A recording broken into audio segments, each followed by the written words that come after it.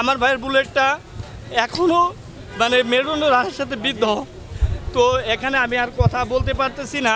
আমি মোহাম্মদ রনি, সে আমার ভাই, আন্দোলনের সময় সে গুলিবিদ্ধ। কিন্তু দেখেন 3,87,000 টাকা বিল আমার বাকি আছে।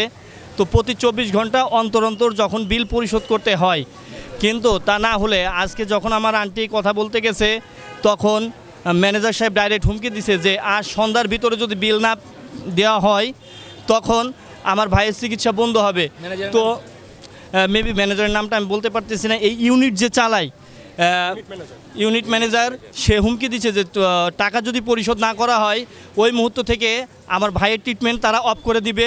এই মতো অবস্থায় এই যে ছাত্র আন্দোলনকে, আমিও একজন ছাত্র, তো এই মতো অবস্থায় আমার জোর দাবি দেশে শুধু পপুলার মেডিকেল কলেজ হসপিটাল না, প্রত্যেকটা হসপিটালে যাওয়া হোক।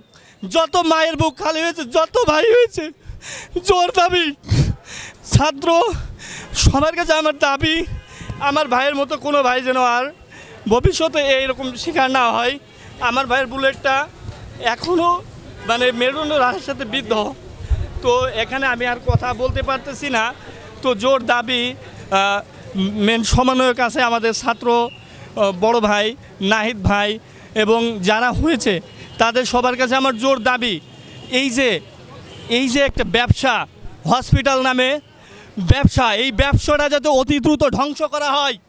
এজন্য শুধু একজন নয়, এরকম হাজার হাজার রনির বুক খালি হয়েছে। তো আমার জোর দাবি, সব ছাত্র জনতা যে স্বাধীন 2024 সালে এসে বাংলাদেশ যে স্বাধীন হয়েছে, এই স্বাধীনের পরেও এত ডাকাতি কেন হয়, এটা আমার দাবি। আমার এখানে রনির বাবা আছে, আঙ্কেল আসেন।